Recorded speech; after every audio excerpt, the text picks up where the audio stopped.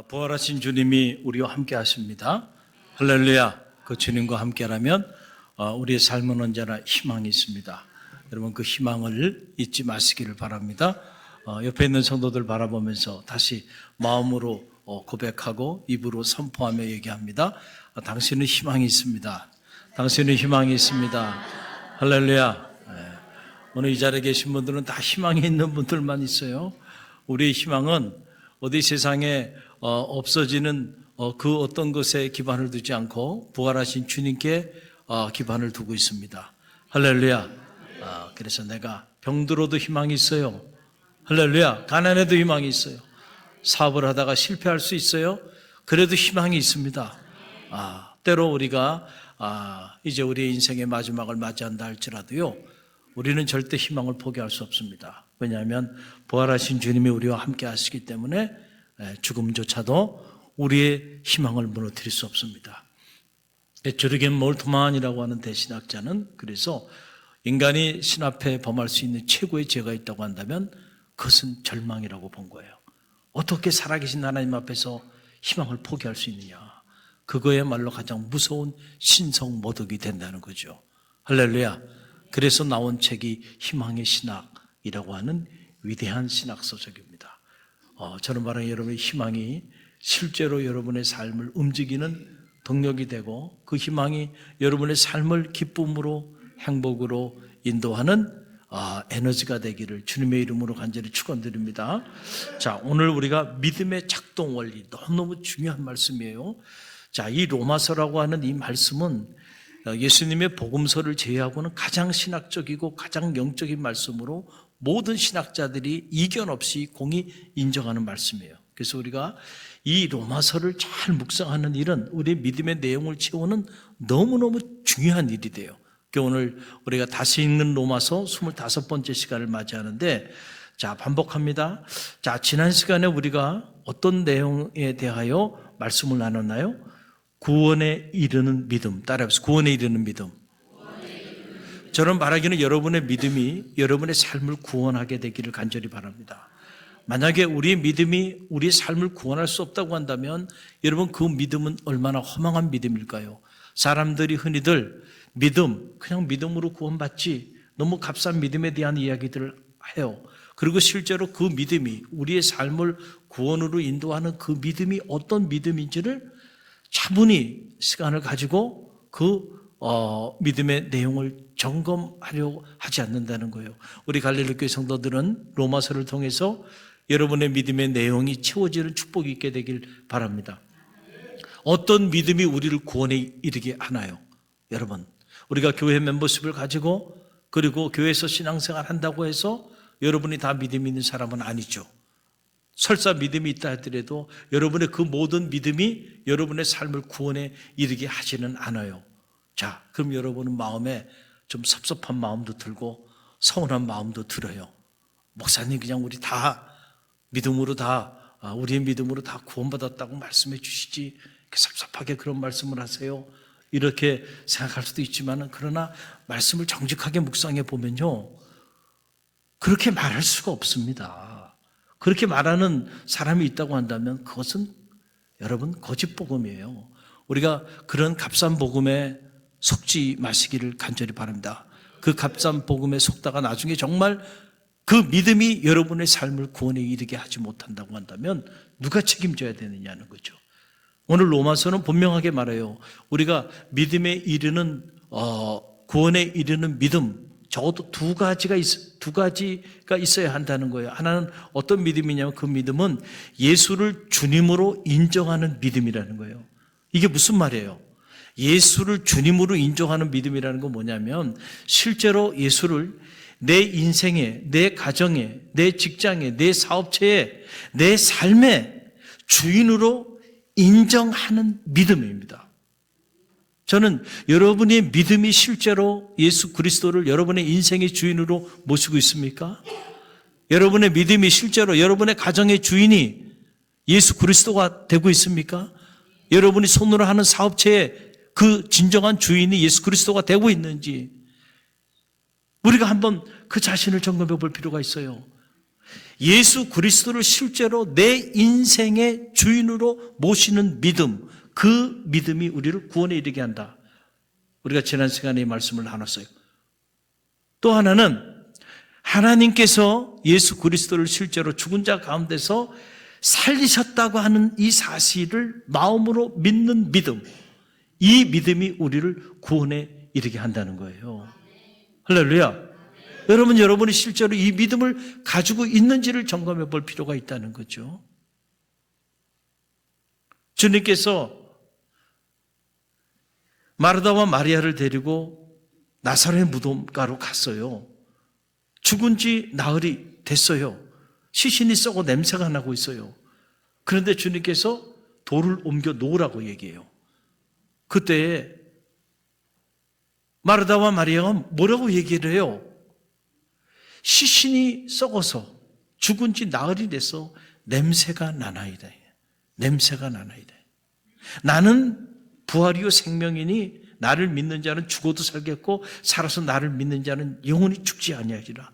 내가 이것을 믿느냐라고 물어보니까 그때 예 믿습니다라고 말했던 이 여인들이요, 자기의 현실의 문제 앞에 죽은 나사로 오라비의 무덤가로 가져가서 그렇다고 한다면 너희가 이 돌을 무덤을 옮겨 놓아라 라고 주님께서 말씀하시니까 그때는 그들이 죽은 지 나흘이 돼서 냄새가 나나이다.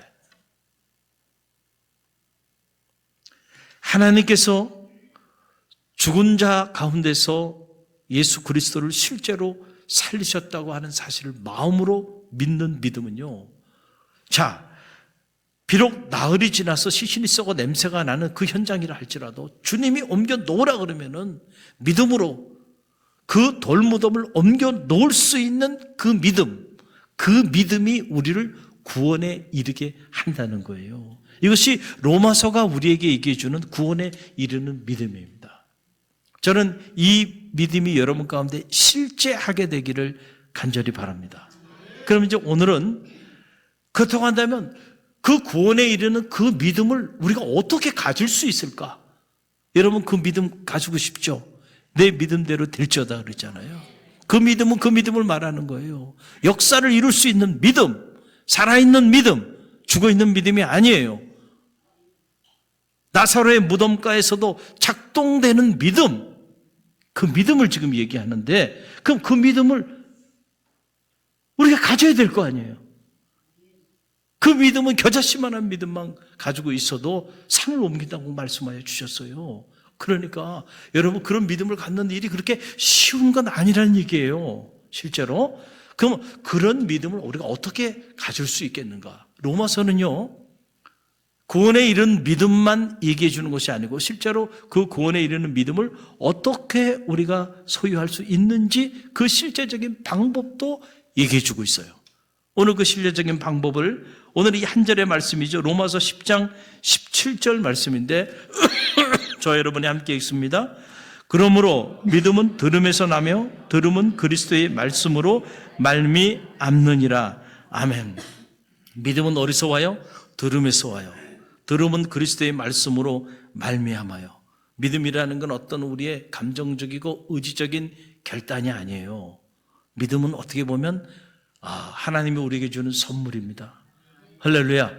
성령의 능력 안에서 그리스도의 말씀을 통하여 우리 가운데 선물로 주시는 거예요. 그런데 그 선물로 우리 가운데 주시는 그 과정을 우리가 좀 묵상하면서 우리가 그 선물, 하나님은 우리 가운데 선물로 주기를 열망하는데 모두가 그 선물을 받고 누리고 살아가는 게 아니기 때문에 여러분이 이 선물을 받고 누리는 사람이 되기 위해서 어떻게 어떤 과정을 통해서 우리가 실제로 이런 믿음을 소유할 수 있는지 짧게 이 한 절의 말씀을 중심으로 묵상하기를 원하는데, 첫째로 믿음은 어디서부터 온다고요?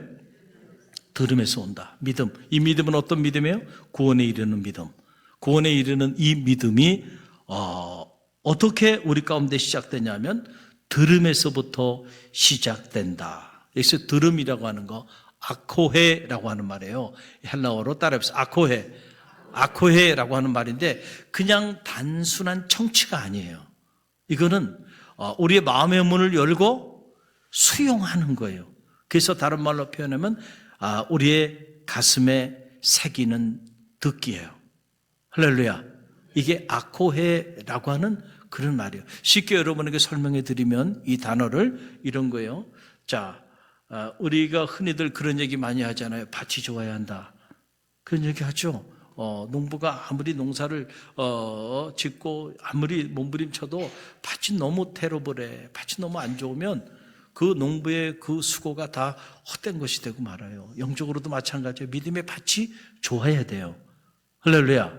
그래서 예수님도 밭에 관한 말씀을 하신 거예요. 그게 바로 씨 뿌리는 비유에 관한 말씀이죠. 마가복음 4장에 보게 되면 쭉 나오고 있어요.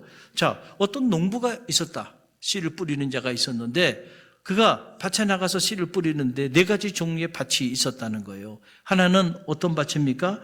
길가. 그러니까 길가에 농부가 씨앗을 뿌렸어요. 그랬더니 새들이 그만 날라와가지고 그 씨앗을 쪼아 먹어버리네. 그 결실이 맺혀지지가 않죠. 또 돌짝밭 같은 밭이 있다는 거예요. 근데 그 돌짝밭에 씨앗이 뿌려졌어요. 그런데 돌짝밭이 딱딱하고 돌들이 많다 보니까 이제 햇빛이 쨍쨍 쪼이기 시작하니까 그만 그 씨앗이 뿌리를 내리지 못하고 햇빛에 말라서 죽어버리고 말았다. 또 가시덤불로 사로잡혀 있는 그런 밭이 있었는데 그 가시덤불 속에 씨 뿌리는 자가 씨앗을 뿌렸어요. 그런데 시간이 좀 지나서 말이에요. 처음에는 뭔가 이게 땅에 떨어져서 결실을 맺는 줄 알았더니 그만 그 가시의 기운에 눌려가지고 싹이 나오다가 그만 죽어버리고 말더라는 거예요. 그런데 좋은 밭이 있더라. 이걸 다른 말로 말하면 옥토, 따라합시다. 옥토.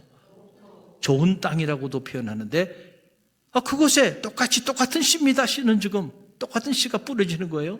그런데 그 좋은 땅에 뿌려지니까 이야, 이것이 30배, 60배, 100배 결실을 맺더라는 거예요. 자, 주님께서 이런 씨 뿌리는 비유의 말씀을 통해서 밭이 얼마나 중요한가라고 하는 것을 우리 가운데 말씀해 주고 있는데 이 옥토, 좋은 땅에 씨앗이 떨어져서 100배, 60배, 30배 결실을 맺는 과정. 다시 말하면 좋은 땅에 씨앗이 떨어졌다는 건 이 씨앗이 좋은 땅에 어떻게 수용이 됐죠. 그렇죠? 그래서 이 좋은 땅이 가슴으로 품었어요. 바로 이것이 뭐냐면 아코헤입니다. 할렐루야. 들음이라는 거는 그냥 소리로 그냥 들은 게 아니야. 그게 아니고 자, 믿음은 들음에서 난다. 우리가 듣는데 그냥 듣는 것이 아니고 우리의 마음의 문을 열고 온전히 수용하는 것, 내 마음의 문을 열고 완전히 내 가슴에 새기는 것, 좋은 땅에 씨앗이 떨어져서 그 생명의 기운이 있는 땅 속으로 파고 들어가는 것, 그것이 바로 뭐냐면 들음이에요. 아코헤라고 하는 사실이에요. 그럴 때 믿음이 시작된다는 거예요. 자, 그래서 믿음은 들음에서 난다는 거예요.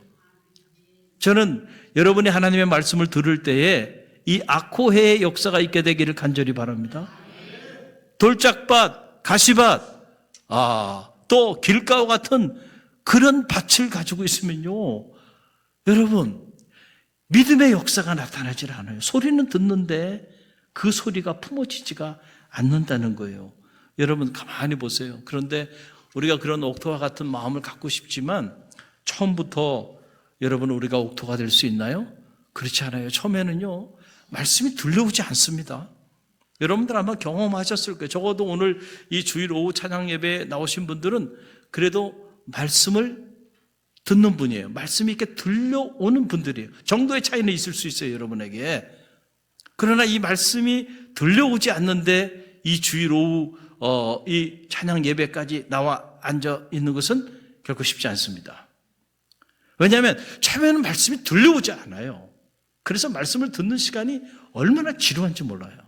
도대체 무슨 얘기를 하는 건지 정말 은혜도 되지 않고 기쁨도 없고 아무리 말씀을 들어도요 내 삶에 아무런 변화가 나타나지 않아요. 들려오지 않는다는 거예요. 그런데 여러분, 들려오지 않아도요, 여러분들이 계속 듣다 보면은요, 처음부터 좋은 땅이 있는 건 아니에요. 자꾸 듣다 보면 길가와 같고 들짝밭과 같고 가시 덤불과 같은 내 마음의 밭이요, 나도 모르는 사이에 기경이 돼요. 기경이 되다가 어느 순간에 나도 모르는 사이에 좋은 밭을 갖게 되는 거예요. 그래서 어느 순간에 말씀이 들려오네? 우리 교우들 중에도 저한테 종종 그런 얘기를 해요. 제가 갈릴리 교회 지금 16년 사역하고 있어요. 저는 돌아보면 16년 전이나 지금이나 저의 메시지는 변함이 없습니다. 그런데 요즘 목사님 말씀이 너무 좋다 해서 내가 속으로는 그래. 왜 요즘만 좋아? 그전에도 어떻게 보면 내가 한 살에도 더 젊었으니까 더 열정적으로 더 말씀을 힘있게 선포했는데 그때는 안 들려온 거야, 소리가. 그래서 가치를 몰랐던 거예요. 그런데 어느 순간에 들려오기 시작하는 거예요, 소리가. 들려오면 그때부터 재밌어요. 그렇죠? 그 단계가 지나가잖아요. 그러면 이 말씀이요, 영향력을 갖습니다, 내 삶에. 그때부터는 사모하는 마음을 갖게 되는 거예요. 할렐루야.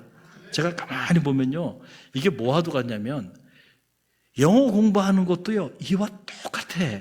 보면 여러분들이 이제 이 영어 공부를 하신 분들 여기 많이 계시고 또 과거에 하신 분들도 계실 텐데 제 경험에 비해 보면 그래요. 자, 영어 문법이나 어떤 구조, 어휘, 작문 이런 것들은요, 정말 단시간에 마음 먹고 집중적으로 공부하면 누구나 다 정복할 수 있어요. 왜냐하면 영어라고 하는 구조는요, 한글보다도 더 그냥 단순한 그 구조를 가지고 있거든요. 그러니까 그게 뭐 복잡한 구조를 가지고 시시때때로 그 말이 바뀌는 게 아니고 구조가 바뀌는 게 아니고 뭐 문법이 바뀌는 게 아니거든요. 그러니까 누구나 관심을 가지고 집중적으로 공부하면 여러분들이 어느 정도 단계까지 수준의 경지에 오를 수가 있어요. 누구나. 그 머리가 좋고 안 좋고 문제가 아니에요. 누구나 다 그렇게 할 수 있어요. 그런데 뭐가 어렵냐면 듣기가 어려워요. 듣기는 1, 2년 안에 안 됩니다. listening comprehension이 이게 쉽게 되는 게 아니에요. 우리 손종석 장로님이 영어 선생님이지만 쉽게 돼요? 처음에 쉽게 안 됩니다. 그래서 제가 대학교 1학년 때 AFKN을 딱 들었는데 그때 받은 충격이 얼마나 컸는지 몰라요. 뭐라고 막 떠들어대는데 말이죠, 하나도 안 들리는 거예요. 야, 참 정말 하늘이 무너지고 땅이 꺼지는 것 같더라고요.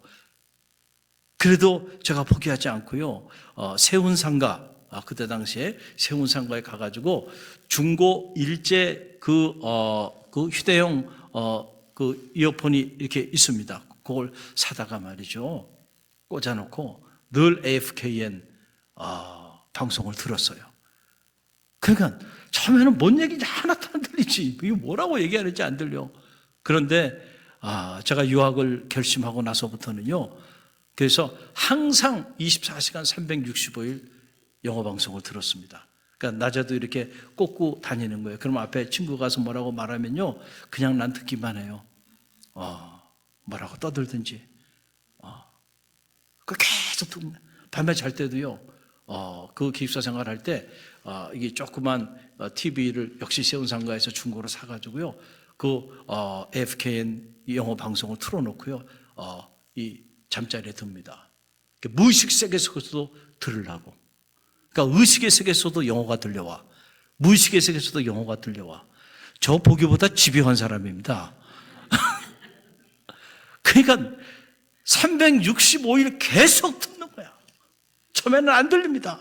얼마나 지루한지 몰라요. 그런데 그렇게 듣다 보니까요, 어느 순간에 시간이 지나잖아요, 좀씩 말이 들려오기 시작해.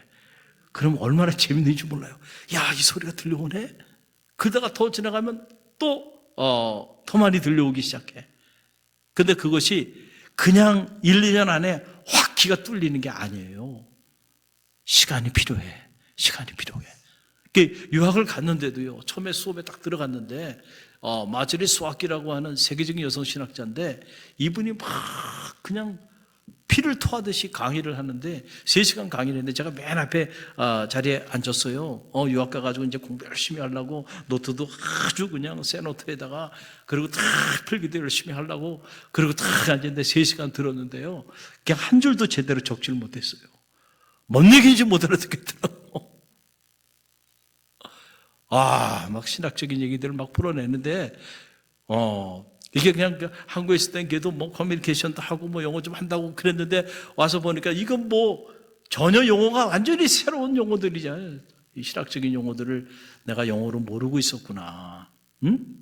그래서 신학적인 영어 그 어휘를 다시 공부해야 되겠다. 그래가지고 그 글로서리 정리를 한 2년을 정직하게 다시 시작하는 기분으로 신학 영어를 다시 또 공부를 하기 시작했어요. 그러다 보니까 이제 소리가 막 들려오는 거예요.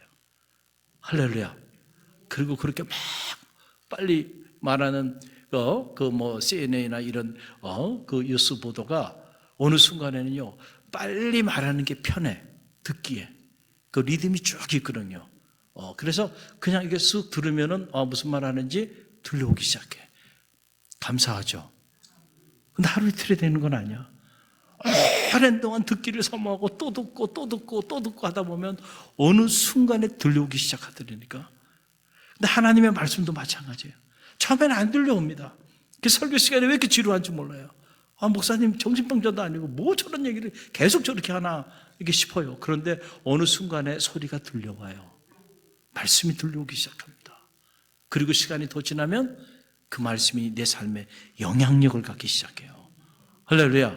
그때부터 내가 그 말씀을 사모하는 사람이 돼. 할렐루야.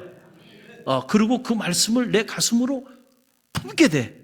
그때부터 내 삶에 믿음이라는 것이 시작되는 거예요. 그러니까 믿음은 들음에서 난다니까요. 할렐루야.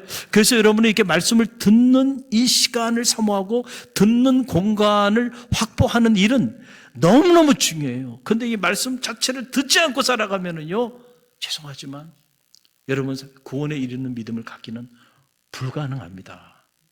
실제로 어렵다고 말해. 왜냐하면 우리는 살아가면서 너무 많은 소리를 듣고 살아요. 그렇죠? 이 세상의 소리 얼마나 요란합니까? 이 사람의 소리, 이 문명의 소리, 이 엄청난 소리들을 그 소리만 듣고 살기 때문에 미쳐버리는 거예요. 그런데 정작 우리가 들어야 되는 나를 향한 하나님의 소리가 있어요. 하나님은 당신의 사람에게 소리를 들려주시는 분이야. 할렐루야. 근데 그 소리가 들려오진 않아.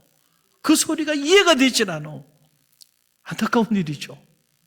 그러나 여러분 듣기를 사모하십시오. 그러다 보면 여러분들이 영적인 귀가 뚫리게 되는 거예요. 들리기 시작한다는 말씀이에요.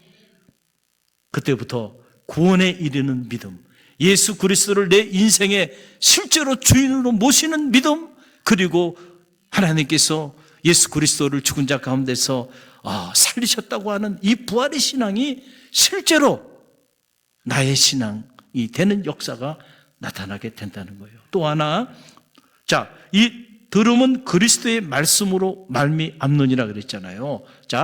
들음은 한번 읽어봅니다. 시작. 들음은 그리스도의 말씀으로 말미암느니라. 듣긴 하는데 그 듣는 것이 세상의 소리나 사람의 소리가 아니고 뭐요? 그리스도의 말씀. 이 그리스도의 말씀을 여러분들이 들을 때 그때 구원에 이르는 믿음을 갖게 된다라고 하는 거예요. 이 말씀이라고 하는 것은 헬라어로 두 가지가 있어요. 하나는 러거스라고 하는 거예요. 러거스라고 하는, 또 하나는 레마. 한번 따라합시다. 레마라고 하는 거예요. 이게 뭐냐면은 러거스는 이 기록된 말씀이에요. 성경이 창세기부터 계시록까지 66권 하나님의 말씀이 특별 계시 사건으로 기록이 됐죠. 이 기록된 말씀이 있어요. 이 기록된 말씀 하나하나가 생명 그 자체입니다. 능력이 있습니다. 그런데 중요한 것은 이것이 오늘 나의 삶의 능력으로 다가와야 되는데 이 말씀 자체가 생명이고 능력이 있다 하더라도 저절로 내 삶의 능력으로 다가오는 것은 아니에요. 그래서 이걸 기록된 말씀이라고 말을 하고 그러나 이 기록된 말씀과 또 다른 말씀이 있는데 그것을 레마의 말씀이라 그래요. 레마라고 하는 건 뭐냐면 이렇게 수없이 많은 말씀이 있는데 이 수없이 많은 말씀들 중에 어느 한 절의 말씀이 어느 순간에 운명처럼 내 삶에 파고 들어와서 내 무너진 인생을 새롭게 세우는 그런 살아있는 역사를 갖게 하는 말씀, 그 말씀이 레마입니다. 할렐루야. 여러분이 말씀을 이렇게 계속 듣기를 사모하다 보면은 어느 순간에 하나님의 말씀이 여러분의 가슴 속에 파고 들어올 때가 있어요. 그래서 그 한 절의 말씀이 무너진 여러분의 인생을 완전히 뒤집어 놓는 그런 강력한 힘을 나타내는 경우가 있어요. 그런 말씀이 바로 레마의 말씀이다 라고 하는 그런 사실입니다. 저에게도 레마의 말씀이 있어요. 빌립보서 4장 6절로 7절 말씀이죠. 아무것도 염려하지 말고 오직 모든 일에 기도와 간구로 너희 구할 것을 감사함으로 하나님께 아뢰라. 그러면 모든 지각에 뛰어난 하나님의 평강이 그리스도 예수 안에서 너희 마음과 생각을 지키시리라.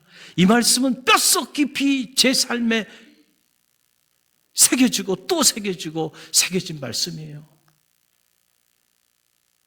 제가 우리 둘째 아이, 그 둘째 아이가 세상에 태어나면서부터 제 삶은 어떻게 보면 산산이 무너졌습니다. 이미 태어나기 전에 심장에 문제가 있다는 이야기를 들었죠. 그때 태어났는데 간이 미성숙하게 태어나가지고 인큐베이터에 6개월을 있었어요. 그리고 잘 해결이 돼서 태어났는데 위와 12장 연결되는 부분에 머슬이 막혀 있어가지고 우유를 먹으면 다 우유를 보미팅하는데 다 토해냈어요. 간도 미성숙하게 태어난 아이가 우유를 먹을 수가 없어요. 먹으면 다 오바이트하고 다 태워내요. 뼈만 남았어요. 그게 로마린다 유니버시티 아스피를에 이머전시 룸에 달려갔어요. 그래서 보니까는 그 위하고 12장 연결되는 부분에 근육이 막혀 있는 거예요. 그러니 여러분 음식을 먹으면 우유를 먹으면 우유가 다 그냥 위가 움직이면 다 토해내는 거예요. 그래가지고 그거를 막혀 있는 것을 뚫어가지고 말이죠. 그 보니까는 배꼽에 나이터를 따라가지고요 그렇게 수술을 하더라고요. 흉터 없이. 그게 생후 1년도 되지 않아 수술을 한 거예요. 그러고 나는데 지금 여전히 무슨 문제가 있어요. VSD, 심장에 구멍이 뚫려 있는데 그 구멍이 부위에 따라서 그냥 그로잉 파워가 힐링 파워가 되는 경우도 있지만은 그 위치 때문에 이 아이가 성장할수록 점점 더 구멍이 커지게 돼요. 그러면 더 이상 이 심장 기능을 제대로 하지 못하기 때문에 아이가 사망하게 되는 거예요. 그래가지고 할 수 없이 가슴을 개복하는 심장 대수술을 하게 된 거예요. 그래가지고 그 구멍 뚫린 그 부분을 패치를 한 거예요. 예, 이렇게 구멍을 떼웠어요. 그 수술은 잘 됐는데 그 수술을 하는 과정에서 심장 판막, 마이츠 밸브라 그러는데 여러분 우리가 자세히 보면 지금 여러분 그 의식하고 있지 않지만은 수문이 있어요. 그래가지고 이게 문을 열었다 닫았다 계속 이게 판막이에요. 마이츠 밸브가 있는데 이 밸브가 이 작용을 계속 하고 있는 거예요. 지금 여러분 의식하고 있지 않죠? 그러나 계속 이게 하고 이게 멈춰지면 죽는 거예요. 그런데 그 수술하는 과정에서 바이러스가 인펙션 돼가지고 그냥 이 판막이 너덜너덜해진 거예요. 하늘이 무너지고 땅이 꺼지는 것 같더라고요. 그 로마린다 유니버시티 아스피를 앞에서 우리 집사람하고 얼마나 울었는지 몰라요. 야, 하나님 어떻게 이럴 수 있는가? 정말 원망스럽더라고요. 30대 초반 제 인생은 완전히 산산이 무너진 겁니다. 어떻게 하나님 살아계시면 나한테 이럴 수 있는가? 부터 시작해가지고요. 모든 것을 다 집어 던지고 싶었어요. 목회고 공부고 뭐고 신앙이고 뭐고. 근데 그때 당시에 클레몬 대학교에서 담임을 하고 있었는데 새벽에 단에 설 용기가 없어요. 내 마음이 산산이 무너져 내렸는데 어떻게 단에 서서 말씀을 전할 수가 있겠어요? 내가 무너져 내렸는데. 그런데 음성이 들려오더라고요. 내 자리를 지키라. 내 자리를 지키라. 그래서 그 음성 붙잡고 정말 죽을 것만 같은데 6개월을 새벽을 깨우고 말씀을 나눴어요. 그러던 중에 어느 날 새벽에 이 빌립보서 4장 6절로 7절 말씀이 운명처럼 저에게 다가온 거예요. 저는 그 이전에 내가 이 말씀을 셀 수 없이 많이 선포도 했고 묵상도 했어요. 그러나 그 이전에 들렸던 그 말씀은 그냥 말씀이에요. 아무런 내 삶에 아무런 의미를 갖지 않았어요. 그런데 그날 그 새벽에 아무것도 염려하지 말고 오직 모든 일에 기도와 간구로 너희 구할 것을 감사함으로 하나님께 아뢰라. 그러면 모든 지각에 뛰어난 하나님의 평강이 그리스도 예수 안에서 너희 마음과 생각을 지키시리라. 이 말씀이 운명처럼 파고 들어오는 거예요. 그러면서 그 당시에 제가 너무 스트레스를 많이 받아가지고요, 이 혀 밑에 협심증이라는 게 생겨가지고 가슴을 간통하는 통증을 종종 느꼈어요. 얼마나 아프겠어요. 태어난 지 이제 채 1년밖에 안 된 아이가 이 심장 대수술을 하고 온몸에 열 몇 개의 호스를 꽂고요, 그리고 신음하며 병실에 누워 있는데 이 아이의 미래가 어떻게 될까 말이죠. 생각만 해도 너무너무 가슴이 아픈 거예요. 숨을 쉬지 못해요. 이 가슴을 간통하는 이 협심증, 이 통증이 오면요, 그냥 숨이 멎어집니다.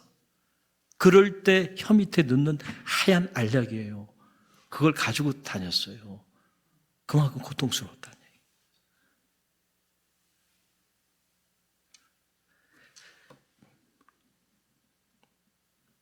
그런데 이 말씀이 그렇게 고통스러웠던 저의 고통을 한순간에 해결해 줬어요. 이야, 말씀의 능력이라는 게 이런 거구나. 부끄럽지만 그때까지 저는 말씀의 능력이 이 정도인 줄은 몰랐어요. 달라진 건 아무것도 없어요. 그런데 마음의 평화를 주시더라고요. 할렐루야. 제가 그때 경험한 게 여러 가지 있어요. 정말로 고난이 깊으면요, 기도할 힘도 없구나. 정말 기도할 힘도 없더라고요. 너무너무 힘드니까 기도가 나오질 않아. 성직자인데도 기도가 안 나와. 너무 힘드니까. 그리고 또 하나 알게 된 거는 기도의 응답은 우리 마음으로부터 오는구나. 그렇잖아요? 아무것도 염려하지 말고 오직 모든 일에 기도와 간구로 너희 구할 것을 감사함으로 하나님께 아뢰라. 그리하면 모든 지각에 뛰어난 하나님의 평강이 그리스도 예수 안에서 너희 마음과 생각을 지키시리라. 그러니까 무너지는 우리의 마음과 생각의 변화가 옵니다. 감당할 수 없는 이 스트레스, 이것이 한순간에 사라지기 시작하면서 마음의 평화가 임하기 시작합니다. 달라진 건 없는데 내 마음이 달라진 거예요. 그때부터 이 아이가 이식수술을 하지 않으면 살 길이 없었던 이 아이가 하나님이 기적처럼 그 아이를 치유해 주시는데 그 너덜너덜했던 그 판막이 다시 회복되기 시작하더라. 기적이 일어나는 거예요. 기적이 일어나는 거예요. 할렐루야. 하나님의 역사는 놀라워요. 지금 생각해 보면 사실은 그때 그 30대 초반에 내가 이 말씀을 만나지 않았으면 제 인생은 그거로 끝난 거예요. 가정도 파탄되고요. 그리고 내 삶도 성직자로서 목회자로서 또 신학자의 꿈을 꾸고 걸어갔던 내 인생은 송두리째 그걸로 끝나버렸을 거예요. 더 이상 설 수 있는 희망이 제게 보이지 않았기 때문에. 그런데요, 이 레마의 말씀이 저에게 다가오니까요, 할렐루야, 저를 회복시켜 주잖아요. 지금 생각해 보면 얼마나 감사한지 몰라요. 지금은 제가 이렇게 기쁨으로 간증하는 건 첫 아이보다 둘째 아이가 더 건강해요, 지금은. 할렐루야. 해동검도 유단자에다가 걔는 공기소총 선수 생활도 했고요. 최근에는 또 야구 그 여자 리그에 또 단원으로 뭐 제주도에 전지훈련도 갔다 오고 롯데 그 매프리그 팀하고 같이 별걸 다 해요. 요즘은 또 골프를 또 배우고 싶다 그러고 원래 들 줄 모르는 애가 됐어요.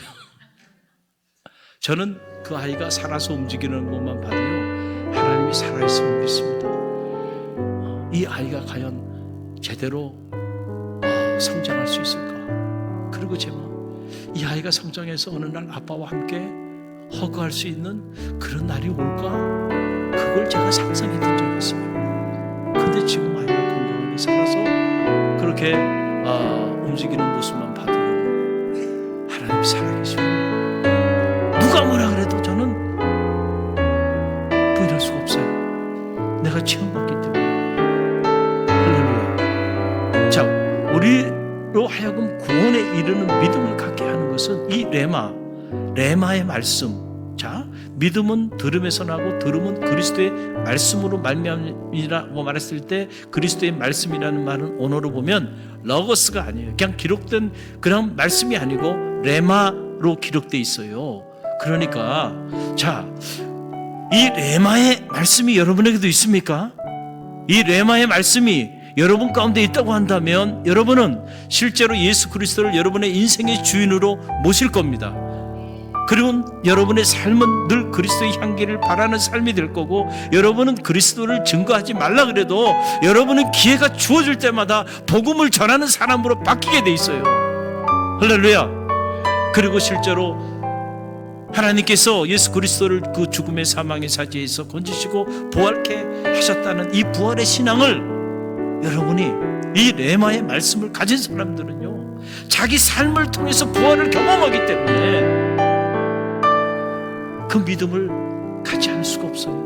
근데 그런 믿음을 가진 사람들이 구원에 이른다는 거예요. 로마서는요, 그냥 값싼 믿음이 아닙니다.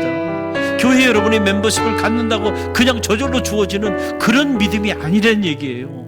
할렐루야. 로마서가 말하는 구원에 이르는 믿음, 그 믿음이 오늘 화평교구 교구원들과 오늘 이 자리에 예배 자리에 나가는 우리 청년들, 그리고 우리 청장년들, 우리 갈릴리교 모든 성도들 가운데도 있게 되길 바랍니다. 사모하는 자에게 말씀을 주십니다. 할렐루야. 여러분의 모든 믿음이 구원에 이르는 그런 믿음으로 살아나게 되기를 주님의 이름으로 간절히 축원드립니다.